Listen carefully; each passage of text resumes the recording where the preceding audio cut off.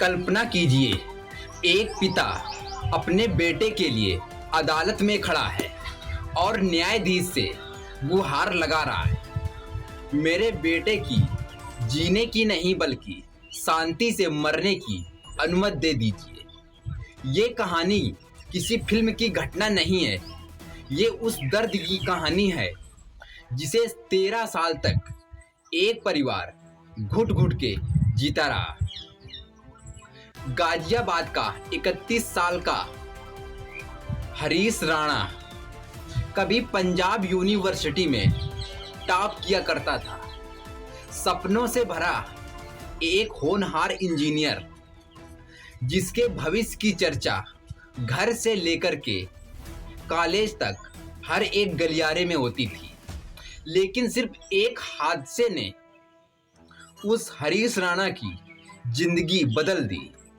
उसकी जिंदगी बिस्तर में ठहर सी गई।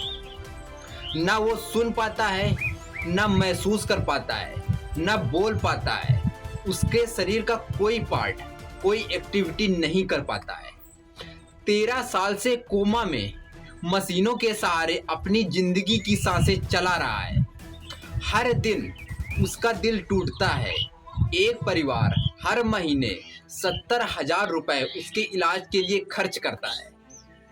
उम्मीद है कभी वो पल आएगा जब मेरा बेटा एक समान जिंदगी जिएगा, लेकिन वह उम्मीद खत्म होते दिखाई दे रही है। शरीर जवाब दे चुका है, लेकिन माँ बाप का दिल अभी भी बेटे से जुड़ा हुआ है।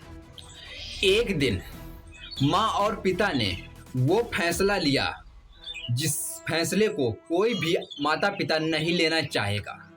उन्होंने सुप्रीम कोर्ट के सामने हाथ जोड़कर गिड़गिड़ाते हुए कहा, अब आप हमारे बेटे को उसकी जिंदगी से आज़ाद कर दो।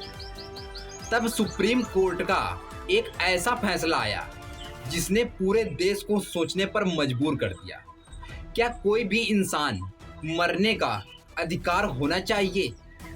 आज की ये कहानी हरीश राणा की नहीं है दोस्तों। ये सवाल जिंदगी, इंसानियत और कानून के बीच खड़ी उस सच्चाई की है जहां कभी कभी प्यार को छोड़ देना ही उचित होता है। वीडियो दोस्त अंत तक देखिए, क्योंकि आगे जो सच्चाई आपके सामने बयां करने वाले हैं वो बहुत ही अचंभित करने वाली है। नमस्कार दोस्तों, मेरा नाम पंकज है। मैं आपसे एक छोटी सी रिक्वेस्ट कर रहा हूँ, प्लीज़ चैनल को सब्सक्राइब कर बेल आइकन को प्रेस जरूर करिएगा। और कहानी आपको कैसी लगी कमेंट बॉक्स में कमेंट करके जरूर बताइएगा। चलिए दोस्त, कहानी को शुरू करते हैं। हरीश राणा, जिसकी उम्र उस वक्त 18 से 19 साल थी, पंजाब यूनिवर्सिटी का एक बेहद होनहार छात्र था। बीटेक टॉपर था और आखिरी सेमेस्टर चल रहा था। उसके माता पिता अशोक और निर्मला राणा की आंखों का तारा था। वो अपने बच्चे के भविष्य की एक उज्जवल कामना कर रहे थे। लेकिन एक ऐसा दिन आता है, चंडीगढ़ का हॉस्टल होता है और उस हॉस्टल की 4थी मंजिल से उनका बेटा गिर जाता है और उस हादसे ने मानो सब कुछ खत्म कर दिया हो। हरीश की सांसें चल तो रही थी, लेकिन उसका शरीर हमेशा के लिए खामोश हो गया था। उसका बेटा क्वाड्रिप्लेजिया का शिकार हो गया था। यह एक ऐसी स्थिति होती है जहां कोई भी शरीर का अंग काम नहीं करता है। हरीश गहरे कोमा में चला गया था। दिन धीरे धीरे हफ्ते में बदल रहे थे, हफ्ते धीरे धीरे महीने में बदल रहे थे और महीने धीरे धीरे साल में बदल रहे थे। अब धीरे धीरे समय बीतता गया। 13 साल गुजर गए। एक जवान बेटा जिसने अपनी आंखों में दुनिया को मुट्ठी करने का सपना देखा था, आज वह बेजान बिस्तर में पड़ा है। ना कुछ बोल पाता है, ना कुछ खा पाता है, सिर्फ ना ही अपने दर्द को किसी के साथ बयां कर पाता है। अब उसका खाना पीना एक ट्यूब के सहारे और सांसें वेंटिलेटर के सहारे चल रही हैं। लगातार 13 साल का समय बीत गया है। परिवार ने आखिरी तक कोई कसर नहीं छोड़ी। पिता उनके 62 साल के अशोक राणा अब रिटायर हो चुके हैं। अब उनके बच्चे के इलाज की महीने की सालाना जो रकम आती है 70 से 72 हजार आती है। अब उनका परिवार आर्थिक रूप से पूरा तंगी से गुजर रहा है।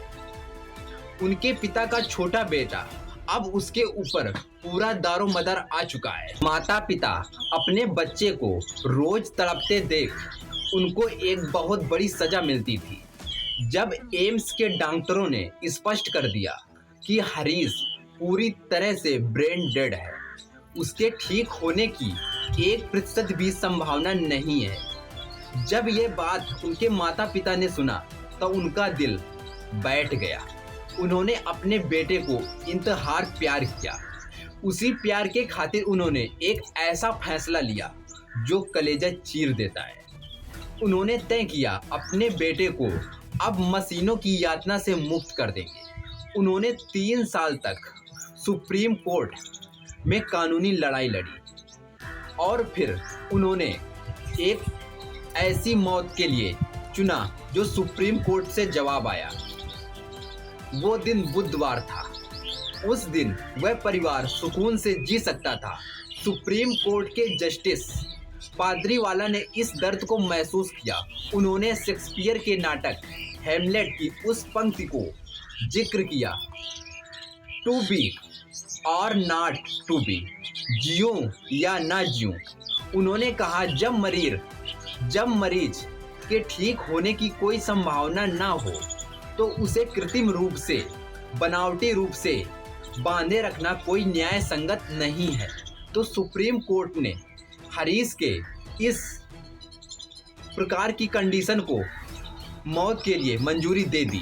अदालत ने साफ कर दिया कि हरीश को मरने के लिए कोई जहर का इंजेक्शन या दवा नहीं दी जाएगी, बल्कि उनको मशीनों से मुक्त कर दिया जाएगा, जिससे उनकी अंतिम सांसें ऑटोमेटिकली निकल जाएंगी। दोस्तों, एक ऐसा शख्स जो जिंदगी भर अपनी सांसों से लड़ता रहा, एक नई उम्मीद के साथ कि कभी ठीक हो जाऊंगा, लेकिन जब डॉक्टरों ने उसे ब्रेन डेड घोषित कर दिया तो माता पिता वो एक आस छोड़ बैठे और कानूनी तौर पर सुप्रीम कोर्ट से लड़ाई लड़ने लगे। तो सुप्रीम कोर्ट के जज ने इस दर्द को महसूस किया और उन्होंने सोचा जब कोई व्यक्ति हमेशा के लिए ठीक नहीं हो सकता है तो उसे इस जीवन से मुक्त हो जाना ही बेहतर है। दोस्तों, ये कहानी आपको कैसी लगी कमेंट बॉक्स में कमेंट करके जरूर बताइएगा। दोस्तों, इस कहानी के माध्यम से किसी को दुख नहीं पहुंचाना है, बल्कि जागरूक करना है कि हमारे समाज में लोग किस किस कंडीशन से जी रहे हैं और किस किस यातनाओं का सामना कर रहे हैं और एक सही डायरेक्शन क्या होती है। कोई समस्या आती उस समस्या का समाधान करने की। दोस्त, कमेंट बॉक्स में कमेंट करके जरूर बताइए। दोस्त, यहीं पर वीडियो को कंप्लीट करते हैं। Thank you for watching video. जय हिंद, जय भारत।